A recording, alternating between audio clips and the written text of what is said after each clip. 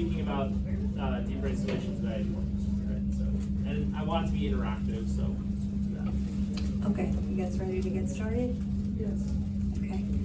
So, welcome to this breakout session of what is deep brain stimulation, and is it right for me? We're really glad that we have this very important and informative presentation. My name is Katie Wallace. I am part of the board of directors for the DAPS program, and I am touched by Parkinson's with my father, so this is also very important for me.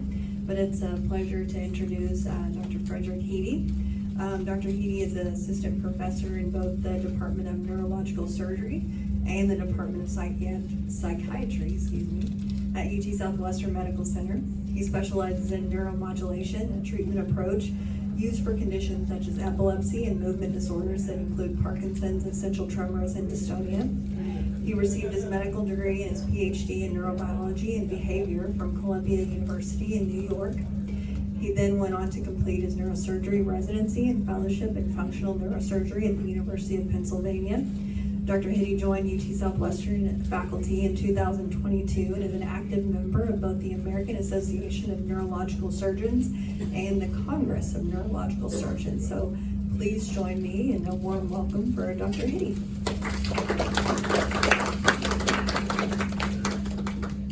Should I use the microphone or no microphone? No microphone's good, all right. I told her I'm pretty loud, so I'll use it without the microphone. Microphone, okay.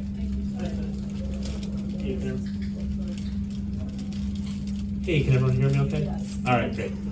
So I'm Fred Hitti. Thank you for the warm introduction. I'm assistant professor at neurosurgery at UT Southwestern, and I'm one of the surgeons at UT Southwestern that does deep brain stimulation surgery. So I wanted to talk to you about it, and I want this to be interactive, so please interrupt me if you have any questions, but of course, there'll be time for questions at the end too, but if you don't want to forget it, I'm happy to be interrupted, so don't worry about that. So, like I said, I'm going to be talking about deep brain stimulation surgery, and it's not for everyone, and so I want to talk to you about who it's for and what it entails. So I don't have any disclosures, I don't have any financial interests that I have to disclose.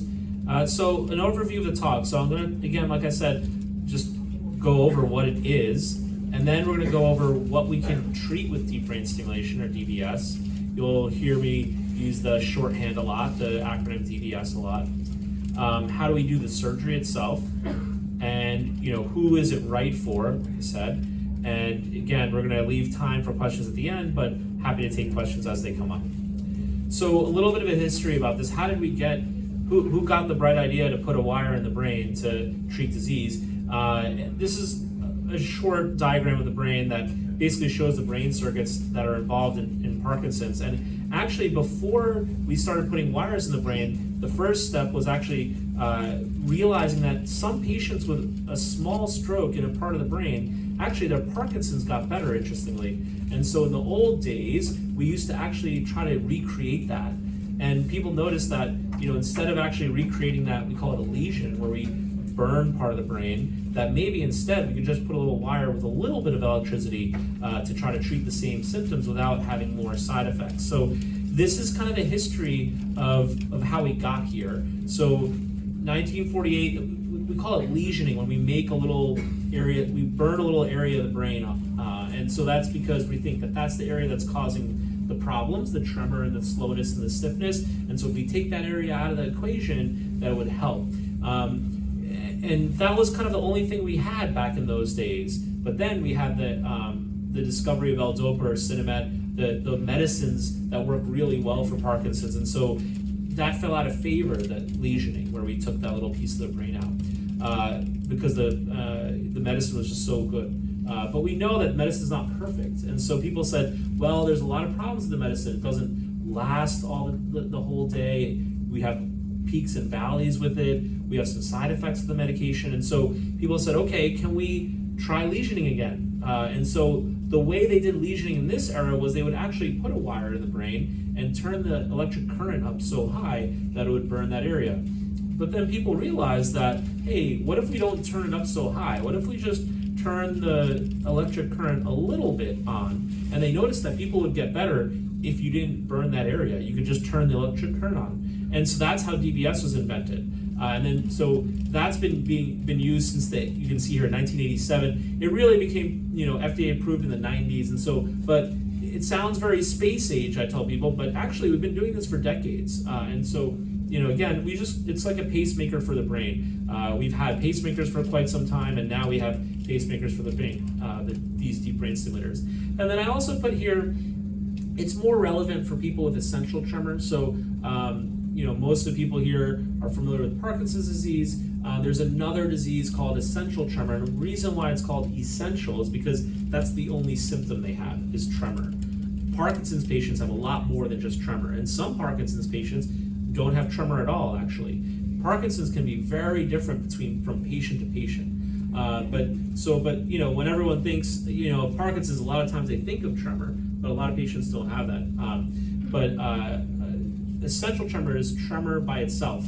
There's no slowness, there's no stiffness, so it's an entirely different disease, but both diseases can be treated with deep brain stimulation. But what FUS stands for is focused ultrasound, and so focused ultrasound is we call it the third era of lesioning, where again it's making a tiny burn there in the brain area that causes tremor. I do that procedure as well. It's for people who don't really want a stimulator to be implanted in their body. They just don't want the implant. But there's pros and cons of that approach. The pro is that you don't have an implant. The con is that it's not adjustable. The stimulator devices are adjustable. You can turn lots of different settings on them to adjust. And so if there's a side effect that we don't like, we can turn down the system or change the spot where we're putting the electric current. With the ultrasound, though, it's kind of a one and done kind of thing. You make that burn area, and then you can't adjust it after that. But it's really a good option for people with essential tremor, but not so much Parkinson's. There are some people with Parkinson's that get it. There are some patients with Parkinson's that only have tremor, or that the tremor is really the worst thing about their disease, and the other symptoms are being controlled by their medicine. And so for those people who don't want an implant, we can do ultrasound for them. But usually people want to have the benefits of deep brain stimulation, not just the tremor benefit, but the other benefits that it can give you. And we're going to talk about that too. So just in case if you've heard about it, or if you have essential tremor, that that there's another therapy out there too. So what is it? So it's 3 parts. There's wires that go into the brain, and it's called deep brain because it has to actually go into the deep part of the brain. It's not on the surface of the brain. They have to go into the deep area where movement is controlled. And so those are the first step, that wire that goes in the brain. The wires get tunneled, everything's underneath the skin. They get routed behind the ear and then down the neck, and then there's the pulse generators, the battery pack, and that sits below the collarbone. And so those are the 3 pieces of the system. The wire that goes in the brain, there's a wire that goes from the back of the ear to the chest, and then there's the chest battery. So those are the 3 parts of the system. And we'll talk about how we do that surgery. But everything's underneath the skin. There's nothing sticking out. You can notice a little bump here because it's right underneath the skin, but it wouldn't be visible if you had a shirt on. And then some people notice some bumps on their head, but we try to make that as minimal as possible. But some people will notice some bumps here, but the hair grows back. Like I said, we have a number of diseases that we can treat. The first thing that DBS was used for was movement disorders, and that includes Parkinson's, like we've talked about, essential tremor. There's another movement disorder called dystonia. Those are all kind of the first diseases that were treated with deep brain stimulation. A newer one is epilepsy. It's kind of counterintuitive that epilepsy, which is a seizure problem, which is a lot of too much electrical activity in the brain, actually you can abort a seizure or stop a seizure with a little pulse right at the right time. So epilepsy can be treated with deep brain stimulation. And then emerging uses. So it works so well for Parkinson's and tremor that people have thought about, okay, what else can we do with deep brain stimulation? So an area of active investigation that I'm involved with is also for psychiatric reasons. So for example, obsessive compulsive disorder and depression. So those are things we're looking into treating with deep brain stimulation as well, but those are not FDA approved yet. The FDA approval is for Parkinson's, essential tremor, and dystonia, and epilepsy. The newer things that we're looking into, those would be all in the context of a clinical trial. The OCD, there is an FDA exemption for, but so we can do the OCD one. But just so you know that this is a very versatile tool, but today we're going to be focusing on Parkinson's disease. So I just want to get a little bit into the differences here between essential tremor and Parkinson's disease, because sometimes people actually get diagnosed with one when they have the other, and sometimes, so just a brief aside, essential tremor, like I said, they only have tremor, but they have more of an action tremor. That means a tremor when you're doing something. So when you're trying to do something, the tremor comes out. Whereas Parkinson's disease, these are not hard and fast rules, these are general rules, but in general, Parkinson's patients have a resting tremor. When they're not doing anything, there's a tremor, and the speed of the tremor is different. So essential tremor, the tremor is faster, and Parkinson's tremor, the tremor is a little bit slower. So again, like I mentioned, essential tremor, it's just tremor. They don't have slowness, they don't have stiffness. But Parkinson's disease, patients with Parkinson's can have all of those other things. They can have slowing, shuffling gait, stiffness, stooped posture, balance problems. Actually, balance problems can happen with essential tremor too. Essential tremor affects both sides generally. Both arms have a tremor. Parkinson's usually, again, this is not the same for everybody, every patient's different, but usually as a rule, one side starts up first. People will say, oh, I noticed my left arm shaking, and then it spreads to the other side generally. But it's like that for many years for a lot of patients where one side's worse than the other. It's interestingly, essential tremor is often familial, meaning when we ask a patient, hey, did anybody else in your family have tremor? They'll say yes. Parkinson's, it's very rare for it to be familial. There are some, we call it genetic type of Parkinson's, but usually it's not. There's some form, maybe 10% of patients have a gene mutation that causes Parkinson's, but usually it's not. So those are some differences. Just if you know someone who's maybe diagnosed with one or the other, and you kind of think, hey, maybe they don't have Parkinson's, or maybe they have tremor. So that's kind of the differences. But we can treat both with deep brain stimulation. But it's important to know which one we're dealing with, and that because the spot that we go in for the brain target is different between the two diseases. But that's why it's really important to see a good movement disorder neurologist, a neurologist who specializes in movement disorders, because they can very accurately tell the difference between the two. So how do we know this works? So the best evidence in terms of medicine is what we call a randomized trial. So there's a lot of, we call confounding factors when we test therapies out. There's a lot of things that could be going on. And so how do we know for sure that something's working or not? We do a randomized trial. That means you take a group of people, and half of them get the therapy and half of them don't, and you pick at random. And so you can see if the therapy is actually working. And so this is, there are many papers on deep brain stimulation for Parkinson's. This is just one of them, but this is in, one of the New England Journal of Medicine, which is the top journal of medicine. This is a little bit of a busy slide, but I just want to point you to two little boxes here. So what they did in this study, like I said, half the group got the stimulation, half the group didn't. And so these are just two metrics. And if you have Parkinson's, you may have done this before. It's called the PDQ-39. It's a questionnaire to look at how Parkinson's affects your life. The UPDRS, that's the Parkinson's disease rating scale, that is done by the neurologist. And they actually give you points for how many features of Parkinson's you have, so you can see how severe your Parkinson's is. So what you can see is that there was an improvement in the stimulation group of 9 points in the PDQ-39, meaning quality of life got better. And then also there was a really nice improvement in the part 3. So part 3 of the UPDRS is the movement part. There's multiple parts of the UPDRS, because Parkinson's is not just tremor, stiffness, and slowness. It's also sleep problems. It's also, constipation. All of these things that Parkinson's does, not just the movement, but the deep brain stimulation really, what it does is it works on the movement. It improves the movement issues.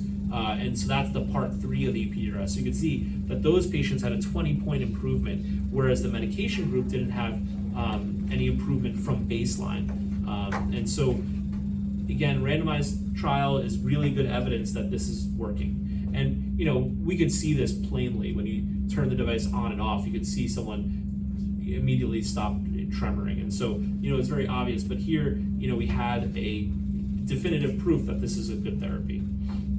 So this is a breakdown, again, like I said, the PDQ-39 is about quality of life metrics, but you can see here what some of the participants, said got better. So you can see mobility got better, activities of daily living, emotional well-being, stigma. Again, if some of those outward signs aren't there as much, the stigma can go down. And so, all of these things were much more improved in the stimulation group compared to the medication group. So I just put this here just briefly. In essential tremor, again, they pretty much only have tremor, and so what we're looking at here is before and after. And you can see even at 6-7 years out from surgery, people still have benefit. So the tremor score goes down. So how do we do it? So there's a lot of different ways to do deep brain stimulation surgery. The way we do it at UT Southwestern and a lot of medical centers is using what we call a frame. So this is the new version of the frame is the blue one on the left, and then the old version is the other one on the right. And we use the newer version. What's nice, it doesn't have that bar in front of the face.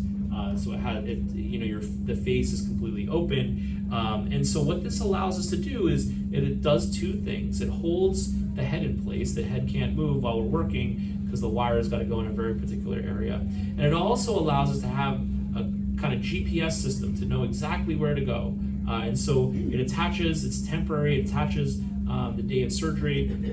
We attach it to the head, and then everything else attaches to this frame to aim there. And so I'll show you this aiming device. So this is the aiming device that attaches to the frame, and you can see here it's like a big protractor, and it has lots of numbers on it. And so what we can do is on our computer system, I can say, okay, you have an MRI scan of your brain, I know where we need to go, and I know how to avoid blood vessels. Those are the things that bring blood to the head. We don't want the wire to go through that because it would cause brain bleeding. And so what we do is we avoid all of that with our planning on the MRI scan. And then the software tells me these are the numbers you need to plug into your aiming device. We plug those numbers in, and we can put the wire right where we want it. And also what we do on the right side is called microelectrodes. That's a tiny little wire that allows us to listen to your brain activity. Now, the nice thing about doing that is that we know exactly where the wire is going to go. And so I can listen to the brain cells firing. We call it firing when the brain activity is going. And so I can know exactly where we need to go. And so actually the way we do it at UT Southwestern is we do awake surgery. Sometimes DBS can be done asleep or awake. But the advantage of awake surgery is that we can do these brain recordings, and we can also test you out. So we can actually test to see if your symptoms are getting better and if you're having side effects, because it's very challenging to move the wire after the fact. If you do the surgery asleep, you put the wire in, you wake the patient up, you get the battery pack later, and then they turn it on. And what if you have a side effect? Moving the wire requires another surgery. And so I like to do the surgeries awake because it allows us to see for sure that they're not going to have side effects. And if there are side effects, we can move the wire before we finish. And when I'm talking about moving the wire, I'm talking about very little distance, millimeters, just tiny little distances can make a big difference in the brain. So we do those two things. We listen to the brain activity, and we also test you out when we turn the stimulator device on. So this is a video. This is from a video from where I trained. This patient has essential tremor, but the concept's the same. So you can see that this patient's tremor gets worse when he's doing something. So that's that action tremor, that kinetic tremor. So this is before surgery, and you can see how bad the tremor is, right? And then so now we're going to show you during surgery. And so, where I train, they do it the same way that I do it here, basically with the frame, with the awake testing. So see, this is the old version of the frame with the bar in front of the head. But you can see here now he's holding a cup, and you can see how steady that is now. And so, we asked him, what did you think? And he's emotional here, and he's very happy that his tremor is gone. And so, again, like I said, we can test out to see if there are any side effects. Side effects could include muscle pulling or tingling. we do these things that are called Archimedes spirals. They're generally for tremor patients, not for Parkinson's patients. But you can see on the top is before. You can see this very shaky spiral. And then on the bottom is during surgery, where we can draw a nice smooth spiral. And so again, we really, all of the surgeons, including myself, do the awake surgery because we can really test out, make sure everything's where we want it to be. And so again, we showed this picture in the beginning. This is actually what an X-ray looks like of the wires in the brain, and then you can see that connection point. Let's see if you can see. Yeah. So this is the connection point to the extension wire. The extension wire is that wire that goes down the head and into the neck and into the chest.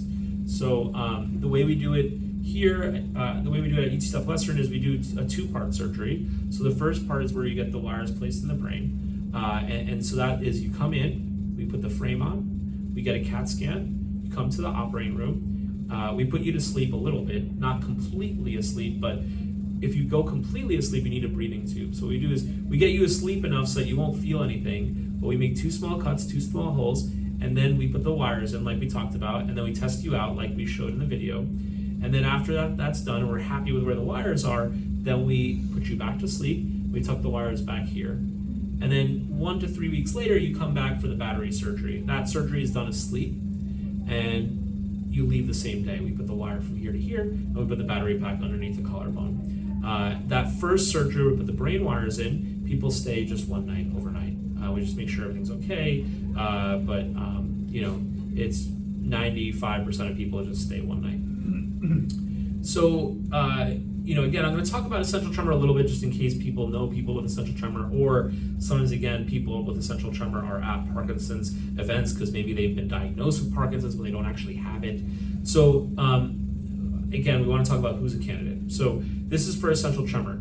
First thing is critical is accurate diagnosis. Like we said, if it's your primary doing this, or if it's maybe a neurologist who's not a movement specialist, sometimes the essential tremor and Parkinson's can get mixed up. So you need an accurate diagnosis. You need to have tried medicine first. So we always make sure that someone's tried medicine and the tremor is still there despite medicine. And then again, we want to make sure it's not Parkinson's. So because it changes where we go in the brain. That's what I write here, surgical consideration. So we want to make sure that it's not Parkinson's. That again, a good movement disorder neurologist will be able to do that. In cases where it's not clear, the diagnosis of Parkinson's can be made what we call on a clinical basis. Just by looking at the person, examining them, doing the full neurological exam, you can actually tell the difference between Parkinson's and essential tremor. If it's a little bit confusing, or if it's a little bit unclear, we can get a special scan called a DAT scan. Some of you may have heard of it. It uses a radio tracer to try to see, are your dopamine levels. The dopamine levels are the neurotransmitter that's affected in Parkinson's that can go down. And so they can test whether or not those levels are down or not using that DAT scan. And so in cases where it's a little confusing, is it Parkinson's, is it essential tremor, sometimes people will get a DAT scan. Age, in general, actually, you're not really too old for deep brain stimulation. I've had patients in their 80s get surgery, and so, there's not really, a strict age cutoff. It just depends on, do you have a lot of other medical, issues as well, that could make surgery more risky or not. Cognitive function. So all of our patients with Parkinson's, we have take what's called neurocognitive testing, neuropsychological testing, and basically it just tests your memory and other things and make sure we know that, where you're at before we start.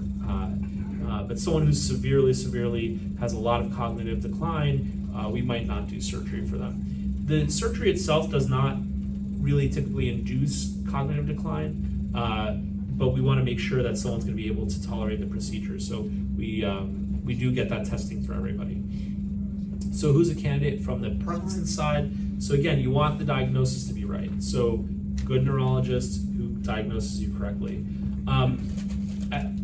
Generally, we wait at least 5 years because we want to make sure that someone's, again, it's the right diagnosis. There's some we call atypical Parkinson's. Some people call it Parkinson's plus. They're Parkinson's that is a little bit different and DBS doesn't work as well for them. So we want to make sure that you don't have one of those other types of Parkinson's in which DBS doesn't work great for. So people who have difficult to control motor fluctuations and dyskinesias, those are good candidates. So what are motor fluctuations? That's when basically the medicine's not working all the time great. So most people have this to some extent. They have some ups and downs where you'll have, if you've heard your neurologist call it on time and off time. On time means the medicine's working great for me. Off time is when the medicine's not working so great. And so everybody has some degree of on and off time. The question is, how much off time do you have? Are you taking the medicine 4 times a day, and despite that, you have, after every dose it wears off and you have 2 hours where it's not working really well, then you have another 2 hours where it's not. And so if you add it all up, you have 6 hours through the day where you're not experiencing good benefit from the medication. Those people who have that are good candidates. The deep brain stimulation works with the medicine, it kind of supercharges the medicine, and it allows you to not have those dips and valleys. It allows you to steady you out in terms of your symptom control. Dyskinesias, some of you may or may not have this. This is kind of when you have too much medicine in your system, and it's hard to control sometimes because sometimes you need a higher dose to get benefit, but then if the dose is too high, you get the dyskinesias. And so that's basically movement that you don't want. So Parkinson's patients are typically slow and rigid, and it's hard to move. But then kind of when we unlock the, turn the key, and now there's too much movement. And so that's what a dyskinesia is. And deep brain stimulation can actually have we call it anti-dyskinetic effect. So the stimulation itself can stop dyskinesias on its own. And so that's really beneficial for some patients who have dyskinesia. So usually, it could be either or, it could be both. A lot of people have both. They have dyskinesias and they have motor fluctuations. But those are the types of people who deep brain stimulation is good for. Also, tremor dominant PD. So I'll talk about why I wrote exception there. So it's a little bit counterintuitive. I wrote good response to levodopa, right? So why would someone who has a good response to medicine need surgery? Well, we just talked about it because they have motor fluctuations, right? But so what's counterintuitive about this is that the Parkinson's patients, there are some people who don't have a good response to medicine, meaning that the medicine doesn't work for them. Usually that means they don't have the typical Parkinson's. If levodopa is not working right for you, that might mean you have something else, that Parkinson's plus spectrum, that they have what we call Parkinsonian features, slowness, tremor, but it's not actually Parkinson's, it's something else. And so the way we test that out is how well do you do with levodopa? So what we'll do is we do what's called on-off testing. You may have had this done before, but so what's on-off testing? On-off testing is where you come to the doctor's office without taking any medicine. They do your scoring. They see what your tremor is like, what your stiffness, what your slow. They add it all up. They add that UPDRS score that we talked about, and then they give you the medicine. They see the before and the after. And what we want to see, and actually the insurance companies won't even approve typically the surgery if you don't have on and off scores. So you need to have done that to even be a candidate. And you need to improve at least 30% typically before and after the medicine. And again, that's a shortcut for us to know that you actually do have Parkinson's that's going to get better with surgery. Because remember, some types of Parkinson's don't get better with surgery. And so I wrote exception here, tremor dominant PD, because there are most patients with Parkinson's, the levodopa makes their tremor better, okay? But there are some people, we don't know why, but there are some people with Parkinson's who have tremor where the medicine makes everything else better except the tremor for some reason. And deep brain stimulation is actually excellent at taking care of tremor. And so there are some patients that, we say we want a good response to L-DOPA or Sinemet or whatever you want to call it, Rytary, any of those family of medications. We want that good response. The one exception would be patients who have a lot of tremor despite the medicine. DBS can fix that. And then, again, we want to have minimal cognitive impairment very late on in the disease. As the years go on, it can affect people's cognition, not everybody, but some patients, and we want to make sure that people are going to have a good foundation before the deep brain stimulation. So we talked about this, that so over time, the Parkinson's disease continues to get worse. And so, early on in the disease, your dose of L-DOPA kind of takes care of your symptoms. But as it gets later and later in the disease, you have kind of more swings, and where you're swinging into the dyskinesia area, and there's a really narrow window that you get where you're good, where you're on. And so what DBS, again, what it does is it levels out these ups and downs. And so we don't say that there's no rush to do it. Deep brain stimulation, it's a quality of life thing, but it'll help you live with a better quality of life through those years. But there's no indication that it stops the disease from getting worse, but we can adjust the stimulation settings to counteract those motor symptoms. So again, we talked about the motor fluctuations. Our goal is to get more time in the on state. Okay, so you can see here, this is actually so what they're doing is tapping rate. So tapping rate is a measure of your slowness. And so when you do this test at the neurologist, or you could do with the foot taps. So you can see that the dotted line is when people with deep brain stimulation have the stimulator off. And you can see that the little arrows at the top here, those are the L-DOPA doses, the Cinnamon doses, Rytary. When you get the medicine, your symptoms get better. So the tapping rate gets faster. But then again, as it starts to wear off, the tapping rate goes down, you get slower. And you can see it's an up and down every time you take the dose. And what deep brain stimulation really does, it evens you out. And so, between doses, you don't have that big crash where you get that kind of off time. And so that's what it really does the best. And so, again, like we said, patients with motor fluctuations, people who have this up and down, some people the medicine works well for. So, they might not be a good candidate for surgery because they don't need it. But a lot of people have these ups and downs. And then, you could also be intolerant of the medicine. We tell people all the time that it's not going to get you off medicine. It works with the medicine. It's not going to get you off of it. But it really, let's say you can't tolerate a higher dose. It can kind of have that boosting effect where, you don't need to take a higher dose. You can have the DBS plus the dose that you were, a lower dose, and they would work together. So what gets better? So it's, in general, a little shortcut is whatever gets better with the medicine gets better with the stimulation. But it's really the movement issues. So tremor, stiffness, and slowness. Those are the things it makes better. It doesn't make balance better. It doesn't make you stronger. It doesn't make you think sharper. It's just the movement, because where we're putting the wire, it's in the movement area. And so all, what it does is it helps these things. So let's say you're a person with Parkinson's who the medicine's controlling your tremor and stiffness, and you have fogginess, mental fogginess. Deep brain stimulation is not going to help you because that's not your main symptom that you have an issue with. But there are people, like I said, that medicine doesn't fix their tremor. They are getting those roller coaster rides with the medicine. Those people are who deep brain stimulation really helps. And so, when we asked, this is a paper that I published in training, when we asked our patients using questionnaires, these are people who are like 10 years out of surgery. These are kind of the responses we get. We get, over 75% of people saying that the stimulator device controls their symptoms. Over 90% say they would recommend the device. 87% are happy with the device.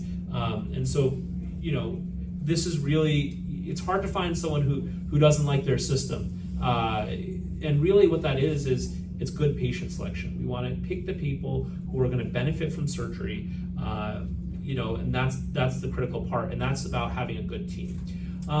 I'll briefly touch on this. There are two types of battery packs, and there are 3 companies that make devices for deep brain stimulators. But all 3 companies now have rechargeable and non-rechargeable batteries.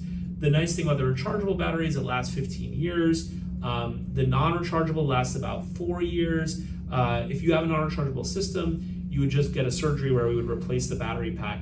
That's a day surgery. It's not very long. It's less than an hour. It's an easy surgery, quote unquote, but a lot of people don't want to have to come every 4 years. And so the rechargeable system allows you to charge your device wirelessly. And so we asked our patients with rechargeable systems, did you find it hard to use? Only 6% said that. 80% were happy that they had the rechargeable. And in this series of patients, we had some people actually that had the old non-rechargeable, and we converted them to the rechargeable system. And 70% preferred that they have the rechargeable now. The rechargeable, another advantage of it, besides the fact that you don't have to replace it as often, is they're thinner. And so a lot of people appreciate the fact that they're not kind of poking out as much visually, a little bit more comfortable for people, because some people it's bothersome that it's poking out a little bit. So it's not all, we can't paint a complete rosy picture here. We got to talk about some of the caveats. So like I said, throughout the talk, it doesn't treat all PD symptoms. So, there's a lot of things that people have that's under the umbrella of Parkinson's, and it's really just the movement problems. One thing that a patient told me is that, and actually if you look at this, a lot of people don't talk about pain. A lot of Parkinson's patients have pain. I wouldn't say that it treats pain, but I've had a patient who said it improved their pain because they weren't as rigid. So if the pain is kind of, you're rigid, and we alleviate that, then it can help pain, but in general it doesn't. And again, talk about constipation and blood pressure issues, and the ability to think very clearly. It doesn't change any of that. It doesn't help sleep. It helps tremor, stiffness, slowness. It helps the motor fluctuations. It helps dyskinesias. So it's a treatment, not a cure. So this is a disease where those brain cells or neurons that make dopamine are dying off, and that's why we get these symptoms. And so that actually unfortunately continues to keep going on, and that's why the Parkinson's gets worse over time. The brain wires being there, they're in a different part of the brain that's connected to that area, but it's not the part of the area that makes the dopamine. It's connected to it. And so unfortunately those cells continue to slowly wither away, and so the DBS doesn't fix that. It just helps you live through Parkinson's. It gives you a better quality of life, but it doesn't fix the root cause of it. And there's surgical risks. Every surgery has risks, and we'll talk about that. So what are the surgical risks? There's a 1%, I always say 1 to 2% chance of bleeding. That's a CAT scan where you can see there's blood when the wire goes in. Even using our navigation system, our best techniques, there's still a 1% chance that there's going to be a complication like that. And then you can see 0.7% have a permanent deficit. That means a permanent problem. A lot of times the blood gets reabsorbed by the brain and people get better, but 0.7% will have, let's say, permanent weakness or permanent numbness. It's very rare, but even with all the advanced imaging we have now, the best MRI scans, there still is that risk, unfortunately. The most common risk is infection. And so I tell people, every center is a little bit different. I tell people 5% is the infection risk. And you can see here's a picture of a little scab on someone's head. The infection can arise here, it can arise here. Unfortunately, if you do get an infection, we generally need to take the device out because the bacteria likes to stick on it and doesn't go away, even with antibiotics. We give people antibiotics before surgery to make sure they don't get infections. But even if we take all the precautions we can take, there's still a 5% chance. Some places it's up to 10%. Our center it's 5% or lower. But again, it's something we have to talk about. We have to tell people, hey, there's a lot of benefits to this, but there's small chance of risk, but there is some risk. So stimulation related. So this is a little diagram showing where the wire goes. It's next to a lot of stuff.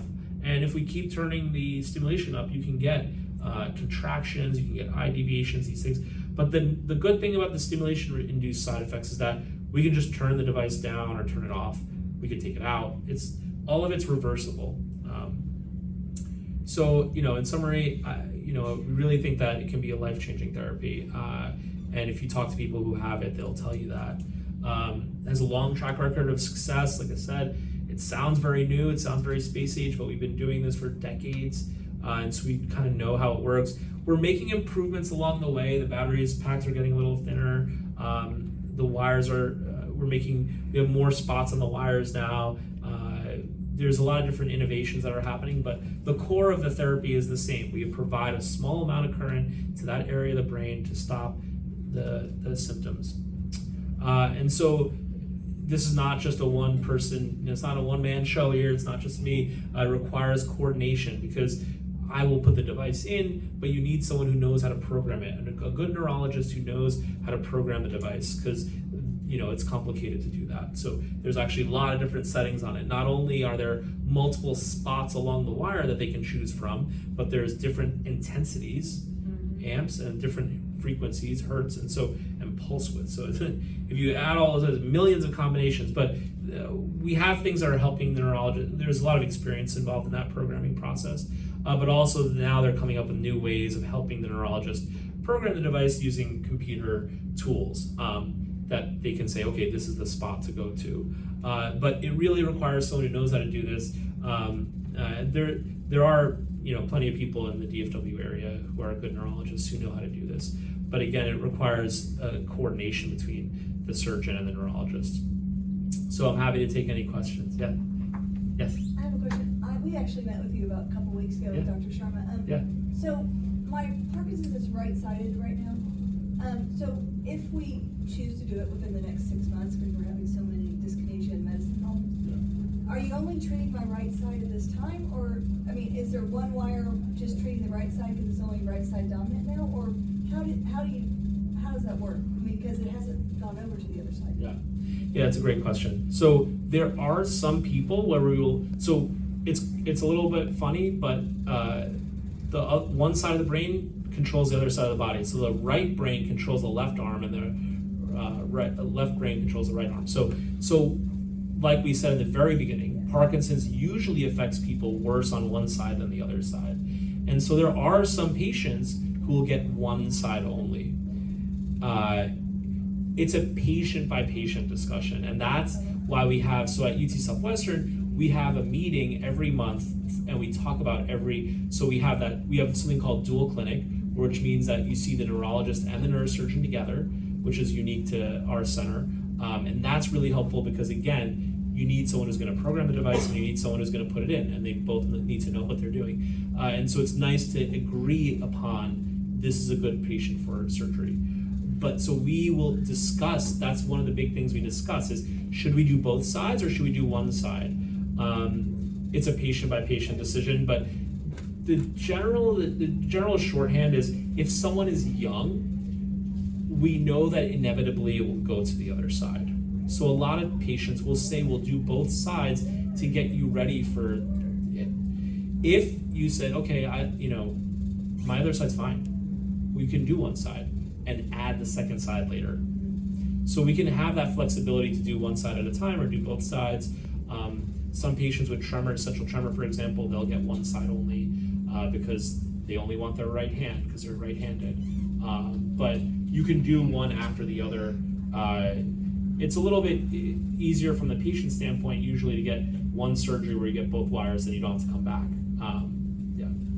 So do you need 2 batteries in? So some surgeons will put 2 batteries in. I don't do that.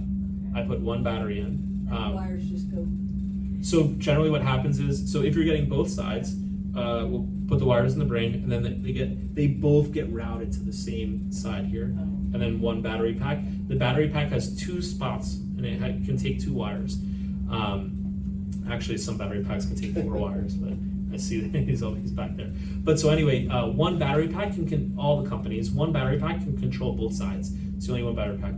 Now, sometimes some surgeons, if you get one side at a time, what they'll do is they'll put one side in and put 1 wire here and 1 battery pack. And then a year later, you get the other side, they'll put a wire here and then go down here and you get a second battery pack. The reason why they would do that is because if you put one side in and you put the wire like this, when you put the second side, this wire is kind of stuck where it is. It just kind of, when your body heals, it makes like a little wall around the things that shouldn't be there. So it gets stuck in there. So then now when you're putting the second side, there's a risk of damaging that other side because I have to swing the wire around this way. We can do it. I do it all the time. But to avoid that risk of damaging this wire, some surgeons will route it down that way. And so you'll have 2 battery packs. But it's, the trouble with 2 battery packs is, let's say you have a non-rechargeable, then, it's really frustrating for patients. This battery runs out in 2 months, but then this one's got still a year on it. So then they need to come in to get this replaced. They need to come back and get that replaced. They really don't like that. And so I never put 2 battery packs in, but I have lots of patients who got implanted somewhere else who have 2 battery packs, and sometimes I can convert them to 1, but usually not. So that's one reason to do both sides, is that you get both sides in, you get both sides to 1 battery pack. But there are patients with tremor, for example, that I'll put one side in and I'll put the other side and I'll route it. Just the way I do it is I go behind the old wire so it doesn't hit this wire. But what we can do is, even if this wire gets damaged, I can be ready to replace it during surgery. So let's say you have one side, 1 wire here, battery pack here. I'll connect everything up, make sure everything's working. And if this one needs to be replaced, the old one needs to be replaced, we can replace the old one at that time. Yeah. And then my vanity question, when women have this surgery, do you have to shave their head? No. So some surgeons, the old way of doing it. So for the focused ultrasound, if you've heard about that, you do have to shave the whole head. But for deep brain stimulation surgery, the old way to do it was to shave the entire head. There are actually believe it or not, there are studies on this looking at infection rate. People are worried about infection rate. And actually the infection rate's the same, whether or not you shave the head or not. So what we do is we shave a little strip of hair. We have to shave, otherwise the hair gets inside. And so you shave a little strip, so you 2 strips here. So, yeah. Yeah. It's not bad. Hey, yes. Hey, what's up? Yeah, in the back. Yeah. I didn't want you to think I was not listening to you. I had so many questions along the way. I was chatting with AI to ask questions, so I didn't bother you. No. And thank you for dedicating yourself. Yeah. If you have that question, so if you have that question, someone else in the room might have it too, right? So it's going to be helpful. I noticed earlier on one of the graphs with the patient self-reporting, the cognition was on the lower end of. Oh, are you talking about I think I know what you're talking So about. I Googled, or AI. Yes. And I heard this, and I have a question about it. So Yeah. recent studies flag limits. Gait balance can worsen after DBS in some patients beyond simple disease progression, and some reviews note risks of cognitive decline. That caught my attention. And so my question is, can you share or repeat what you look for to possibly screen for patients who might have worsening cognitive effects from DBS? Is it the case that there might be a bit of a trade-off, physical improvement, or in the impacted cognition? And which pre-op neuropsych tests thresholds do you use to minimize cognitive trade-offs? Yeah, you're hitting me with the hard questions. No. I mean, this is something we talk about all the time. So yeah, I think this is the graph you were talking about. Again, the PDQ-39 breaks down a lot of different things, and so you could see that cognition. Maybe there was a little bit change that improved, but that was not significant between the 2 groups, meaning that there's not really an effect. So every patient gets a full neuropsychological evaluation. So what does that mean? That means that they get memory testing. They get it's like a whole day of tests. And so we want to know, where are you starting at again? So there's no hard and fast cutoff that you got this memory score and so you can't get cert. We take the whole picture into account, and so I will say about the cognitive thing, the only thing that's been shown to act, so if you do that full, we call it battery of tests, all those tests, if you do those tests before and after, there was a study that looked at that, because there are 2 spots in the brain that we can target for Parkinson's, and so picking between them has been a question in the field, how do you pick between the 2 spots? So people wanted to compare them. So what they did was they got the neuropsychological testing before and after, and they compared those 2 different brain targets. And so what they found was that one target didn't affect cognition at all, and the other target, the only actually documented, proven thing that it affected was what we call verbal fluency. So, how easily do the words come? And so STN DBS, subthalamic nucleus DBS, can lower your verbal fluency. But for people, usually doesn't knock your cognition out. Like it's So not statistically significant. The only statistically significant thing that it affected was verbal fluency for STN DBS, so subthalamic nucleus, which is one of the targets for Parkinson's. The other target, GPI, the globus pallidus interna, did not have that effect. But we talk about it a lot because I didn't mention this, but I will talk about it. Even anesthesia, I do need to use anesthesia for surgery.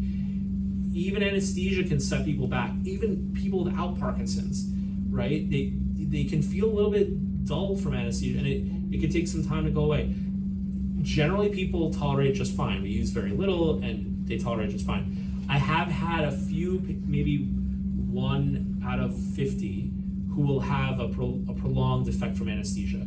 And we think it's anesthesia because there's nothing different for that patient than everybody else besides anesthesia. And so some people will just kind of be very confused after surgery for a few days, but it goes away. And especially because it goes away, we think it's anesthesia related. So actually, I think the anesthesia has more of an effect than the actual wire going in, because the wire is very thin and it doesn't disrupt the brain very much because it's very thin. And so, but yeah, the only thing that's been shown in a study is that domain called verbal fluency. Yeah, and again, there's no strict cutoff. That's why we have meetings about it. Where I talk to the neurologist, and it's at our center. It's multiple neurologists and multiple neurosurgeons every month talking about every patient before they get implanted. So it's not that I want to do surgery on everybody. I only do surgery if the neurologist says this is a good idea. Yeah. Hey, yes. Les. My question was regarding how you target the area. Yep. Are you using the Boston Scientific method? Because you discussed MRI. Yep. And MRI is significant to that. Yeah.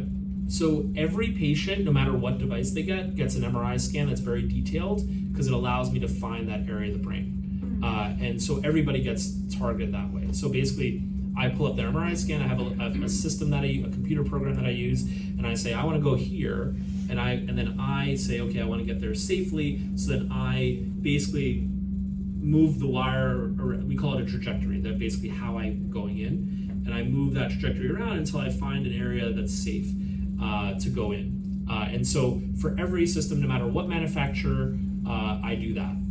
Everybody gets the planning phase. It gets done with a very high quality MRI scan.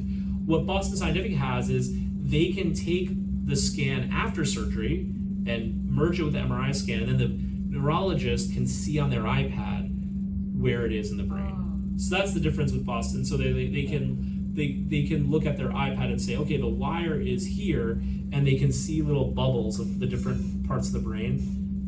We call it an atlas registration. So they can say, okay, this is where the wire is, this is where the target is.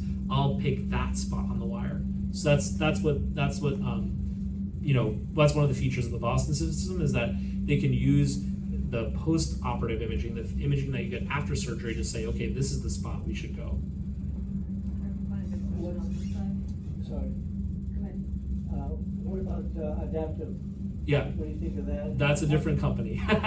So what I'll say about the companies is that, and I have some spies in the room here, so I can't talk too badly about it. I'm joking, Sean, I'm joking. So he's from Boston. So anyway, there are 3 companies: Boston Scientific, Medtronic, and Abbott.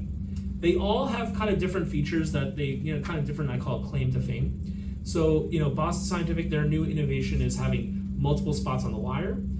So the wire it's the same thickness, but it has multiple spots on it. The advantage of that is that you have more flexibility in programming, and then they have that, we call it image-guided programming, where the neurologist can see where the wire is.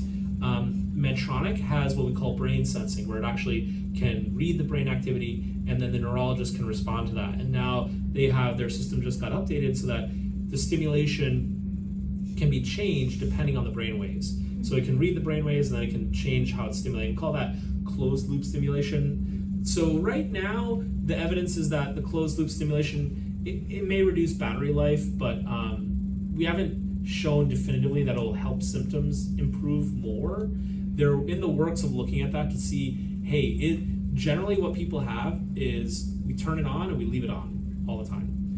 But so people are looking into, is it actually better for the patient to shut it off, turn it off and on, rather than have it on all the time? So we're still looking into that. That's an area of active research, but yeah, only Medtronic has that feature. And then Abbott, their feature is called remote programming, where you can log into your iPad and then the neurologist can actually change your settings remotely. And that's helpful for people who live far away.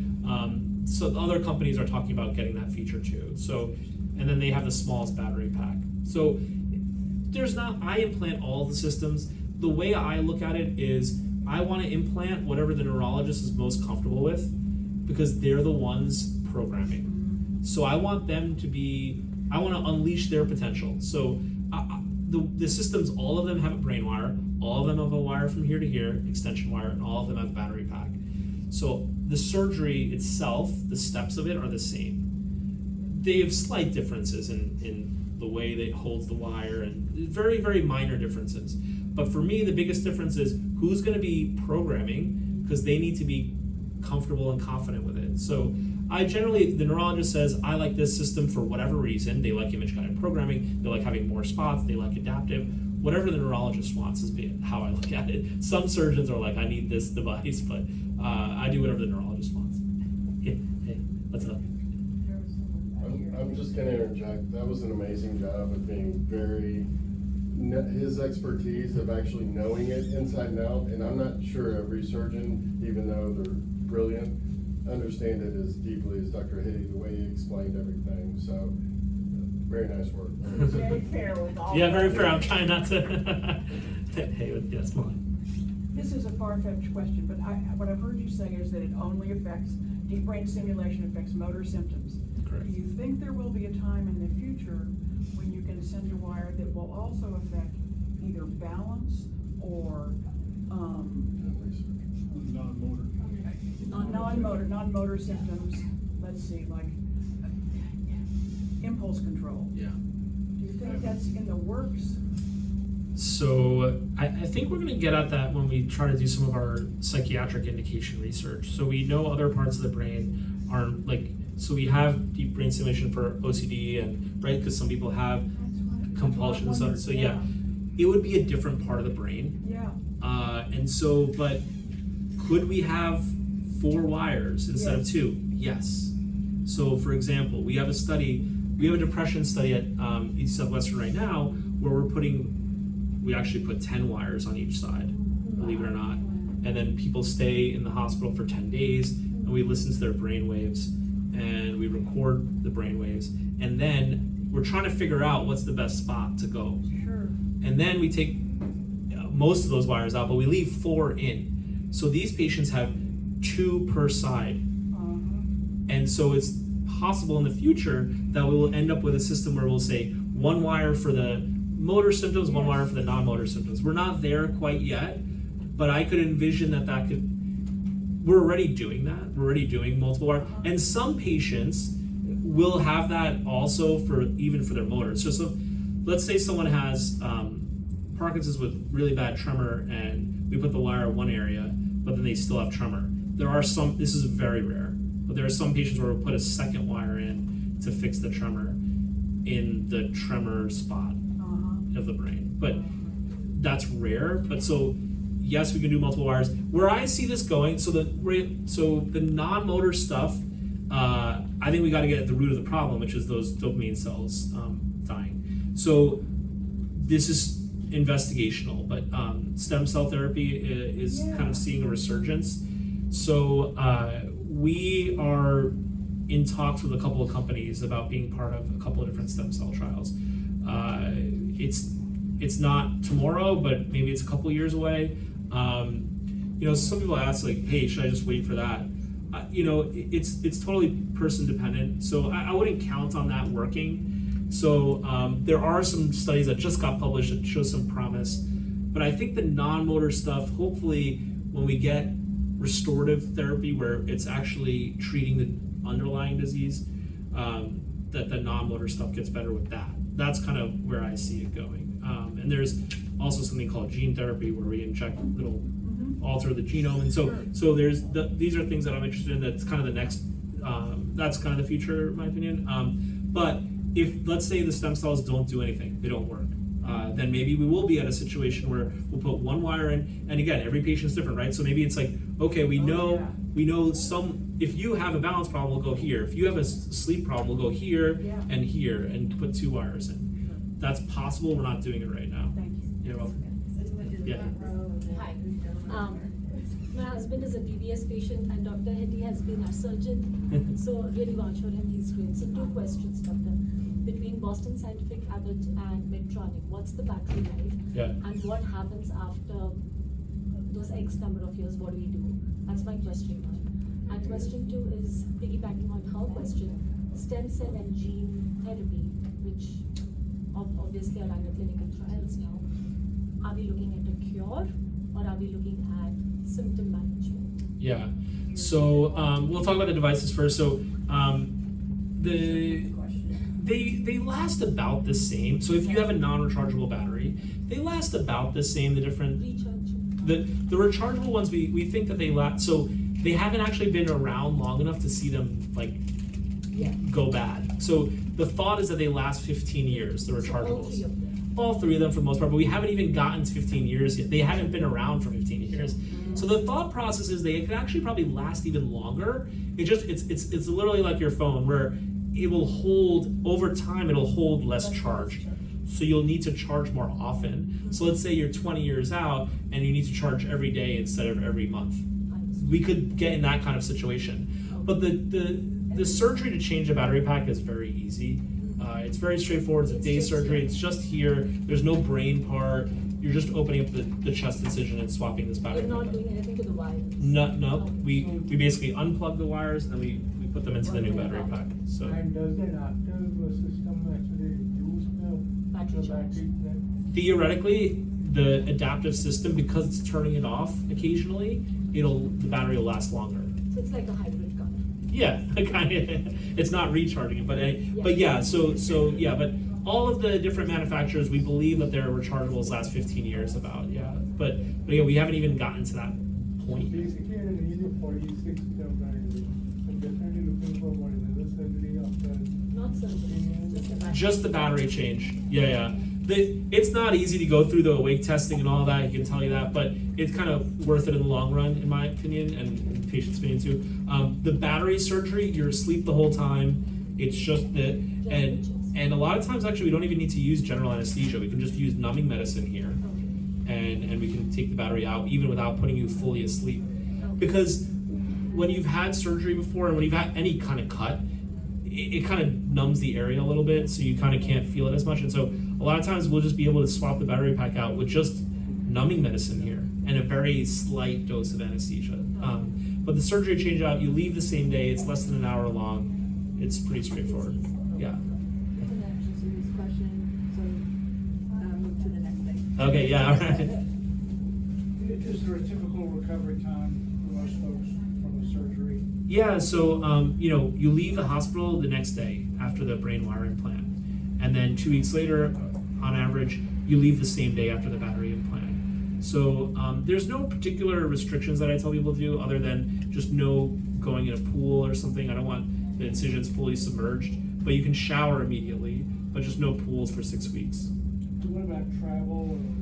So a lot of people ask about when can I get in a plane? I would wait 6 weeks. There's no studies on that. We don't know, do the pressure changes affect something? We don't really know. We just try to say, okay, by 6 weeks, you're pretty healed up. You can definitely travel in a car, but a plane, I'd probably wait 6 weeks. Okay. Thank you, everyone. Thank you so Great much. session.